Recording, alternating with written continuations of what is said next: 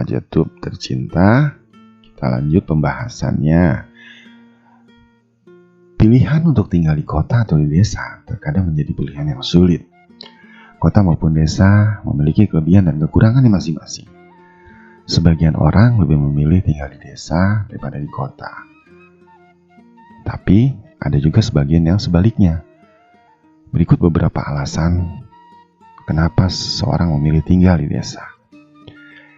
Yang mungkin juga saat ini saya lebih merasakannya dari poin-poin yang akan saya bahas kali ini.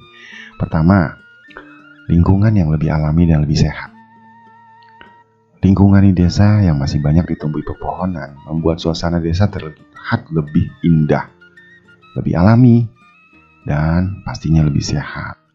Karena faktor udaranya yang masih bersih, ditunjang dengan berbagai macam tanaman, tumbuhan yang masih lebat, apalagi jika memang di desa tersebut masih terjaga kelestarian alamnya. Dan tentu hal ini juga menjadi salah satu alasan bagi seseorang lebih betah dan tetap tinggal di desa dibanding dia merantau ke kota. Poin kedua, jauh dari polusi. Kota memang menyediakan banyak lapangan pekerjaan karena banyaknya industri dan pabrik.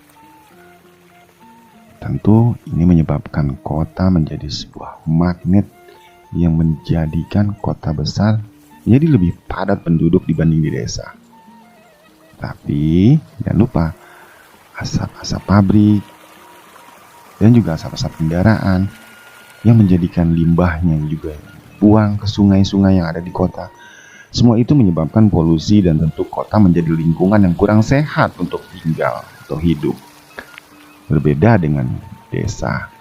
Di samping pemandangan yang masih asri, banyaknya tumbuhan dan pepohonan yang terus menjaga udara tetap segar. Ini menjadikan lingkungan tetap sehat dan bebas polusi. Poin ketiga, pemandangan yang indah dan sehat. Seperti yang Anda ketahui, bahwa desa merupakan tempat yang hijau, pepohonan, sawah, sungai, gunung, dan juga berbagai macam tumbuhan yang menghiasi setiap tempat dan sudut yang ada di desa, menjadikan pemandangan di desa jauh lebih indah dibanding di kota. Dan ini pastinya alami dan murni ciptaan Allah yang Maha Kuasa. Pemandangan di desa merupakan pemandangan yang alami. Selain ini sedap dipandang mata, udara pun tetap terjaga tentunya. Dan pastinya menyehatkan buat tubuh. Sehingga tidak jarang banyak orang kota yang datang melakukan refreshing ke tempat-tempat wisata alami di desa. Bukankah itu sudah membuktikan bahwa orang kota sulit untuk mendapatkan kenyamanan dan kebersihan udara dan juga suasana yang menenteramkan hati. Nah, keempat, suasana di desa lebih tenang, sehingga memunculkan ide dan berbagai macam inspirasi baru dalam benak kehidupan seorang manusia. Suasana di desa memang tidak ramai seperti di kota. Tapi jangan lupa, dengan keadaan seperti itu, justru kehidupan di desa menjadi rasa lebih tenang. Bahkan kadang memunculkan ide dan inspirasi baru. Manusia tidak dipaksa dengan berbagai macam tekanan atau pressure yang membuat dirinya stres, seperti halnya orang-orang kota besar. Poin kelima yang saya rasakan, biaya hidup yang lebih rendah. Jika Anda membandingkan biaya hidup di kota dan juga di desa, tentunya biaya hidup di desa terkadang memang lebih rendah daripada di kota. Walaupun memang kita harus mengakui ada beberapa item barang atau benda yang sulit didapatkan di desa, maka orang harus mencarinya ke kota, yang tentunya jauh lebih murah di kota. Tetapi kecenderungannya untuk sekedar hidup, orang desa tidak banyak memiliki keinginan untuk hidup bermewah-mewahan. Mereka kecenderungan hidup di desa hanya cukup sekedar untuk makan, biaya sekolah untuk anak-anaknya, dan juga tabungan sekedarnya.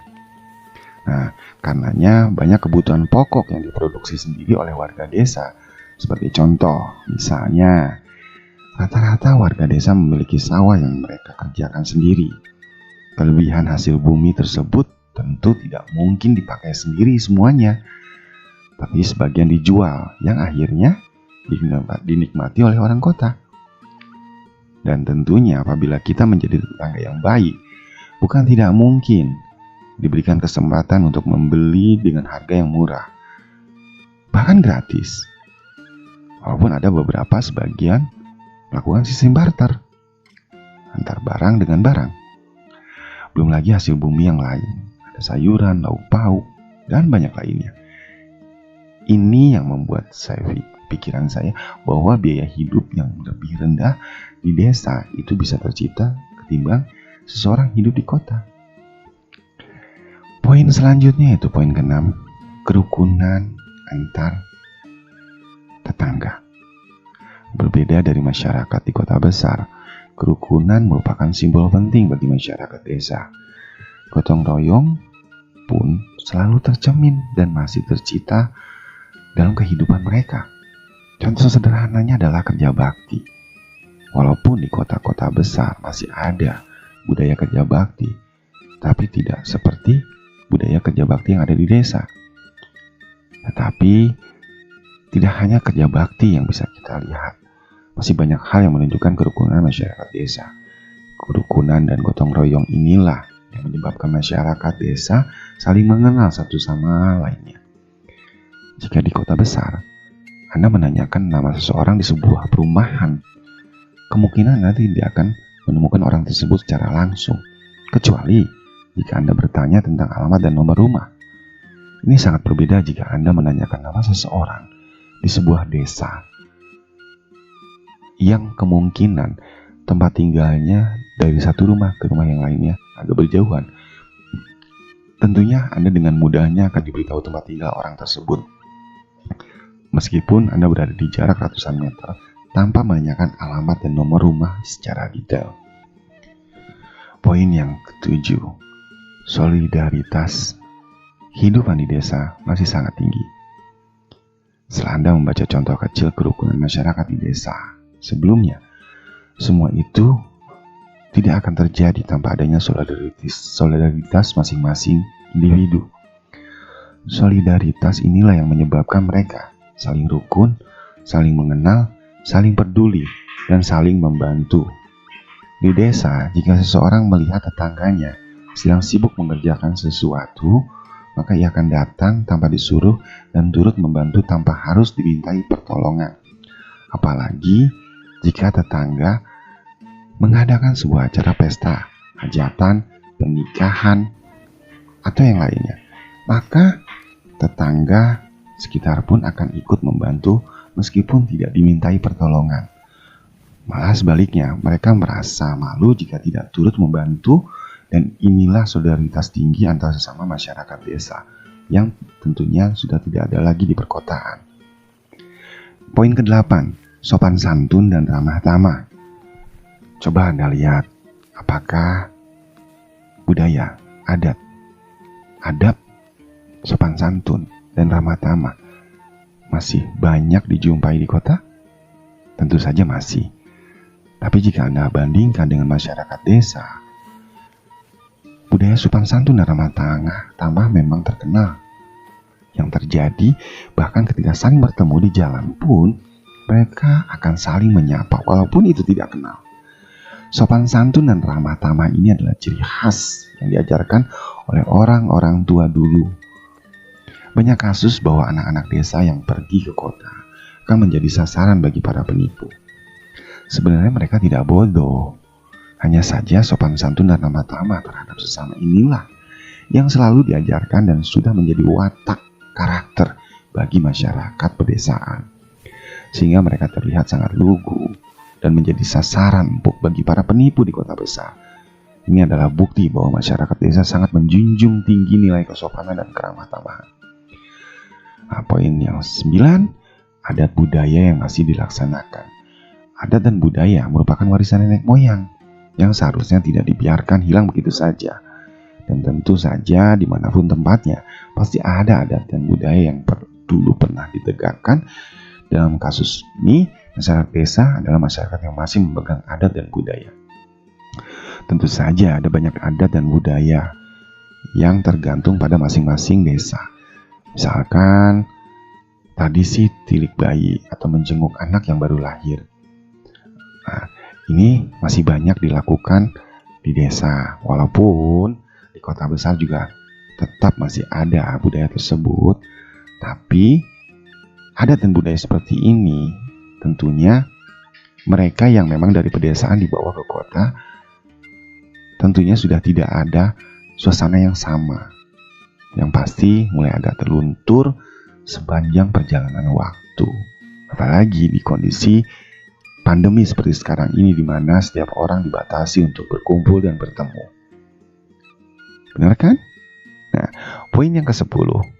Suasana pedesaan tentunya tenang dan tentram. Yang saya rasakan, lingkungan merupakan salah satu faktor yang bisa mempengaruhi ketenangan dan ketentraman. Desa merupakan tempat yang tenang dan tentram dibandingkan suasana kota yang ramai dan banyak hiburan, bahkan teramat banyak. Suasana desa yang asri dan pemandangan yang indah sangat cocok memunculkan inspirasi dan ide-ide baru. Bahkan banyak orang yang ingin menenangkan diri dari berbagai masalah dengan pergi ke tempat-tempat yang asri seperti di pedesaan. Nah, poin yang ke-11, ada orang yang memiliki alasan tetap tinggal di desa karena tidak ingin jauh dari orang tua dan sanak familinya. Seperti halnya banyak orang desa yang tinggal di kota, pada umumnya mereka baru bisa mudik ke desa setelah 1 bulan, 1 tahun, atau bahkan ada yang sampai 5 tahun. Karena alasan sibuk mengurus pekerjaan. Sehingga waktu berkumpul bersama orang tua pun nyaris tak ada. Walaupun zaman saat ini udah canggih, kita bisa melakukan video call, telepon, dan sebagainya. Tapi akan tentu sangat berbeda rasanya jika dibandingkan dekat dengan orang tua yang ada di sisi kita. Orang tua dan keluarga merupakan salah satu alasan kuat mengapa seseorang masih tetap bertahan tinggal di desa. Tentu alasan ini dikhususkan bagi mereka yang lahir di desa. Apalagi bagi mereka yang orang tuanya sudah rapuh karena usia. Bagi mereka, hari-hari terasa lebih indah saat berkumpul bersama keluarga, bersama saudara dan orang tuanya. Selain itu, beberapa orang tua yang tidak tega anaknya tinggal di kota dan mendesak mereka untuk tetap tinggal di desa padanya. Dan alhamdulillah, saya juga merasakan itu saat ini, pada kehidupan saya saat ini. Poin yang ke-12. Anda bisa membangun bisnis di desa, bukan hanya di kota. Jika dibandingkan di desa, lahan di desa masih terbentang luas dan siap dimanfaatkan untuk mengelola suatu bisnis. Walaupun bisnis itu pastinya berkaitan dengan agraris, tapi membangun sebuah bisnis di desa pun bisa lebih menguntungkan, apalagi biaya produksi masih sangat rendah.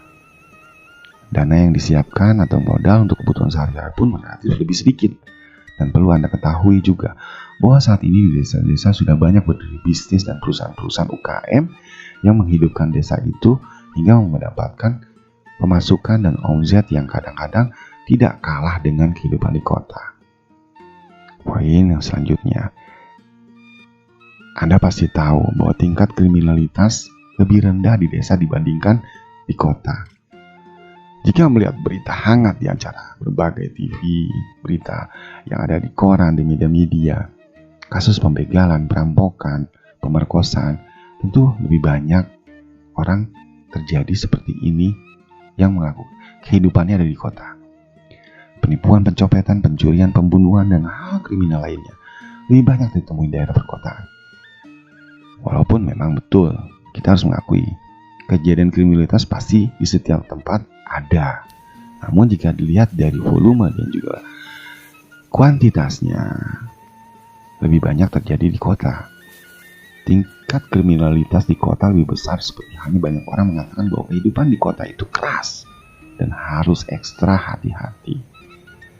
Nah, poin yang terakhir yang saya rasakan dan saya paling suka, untuk syiar dan budaya agama lebih kental.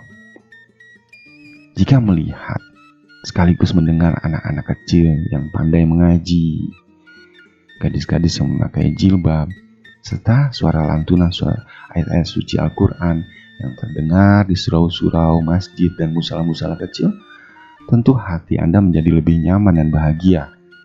Begitulah alasan orang menyukai suasana di desa, karena lebih islami di daerah pedesaan ketimbang di kota. Salah satu faktor utama mengapa lingkungan desa masih islami adalah karena banyaknya pondok pesantren, tempat-tempat pengajian, dan budaya Islami yang masih dijalankan. Dengan demikian, syiar dan budaya Islami yang masih menghiasi lingkungan pedesaan tentu mendorong seseorang untuk tetap ikut terlibat di dalamnya. Inilah alasan penting mengapa seseorang lebih memilih tetap tinggal di desa, terutama bagi mereka yang berasal dari keluarga pesantren.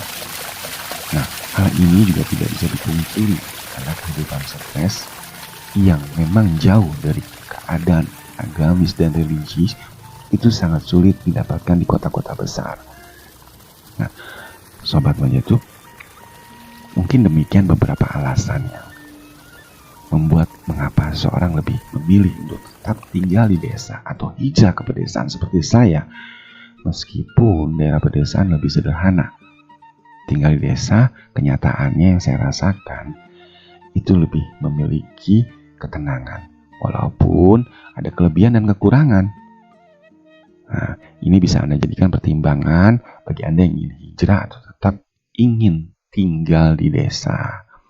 Baik yang Anda hijrah dari pedesaan menuju ke kota, atau dari yang sekarang masih ada di kota ingin hijrah ke pedesaan. Semoga video kali ini bermanfaat. Saya berharap Anda memetik pengalaman juga pandangan dari saya pribadi dan juga dari beberapa artikel yang saya dapatkan, yang saya satukan di konten ini. Semoga bisa menjadi pertimbangan bagi Anda yang menjalani kehidupan ke depan, akan tetap berada tinggal di pedesaan atau di perkotaan. Semua pilihan kembali pada Anda. Oke, sampai bertemu kembali di video berikutnya. Assalamualaikum warahmatullahi wabarakatuh. Bye-bye.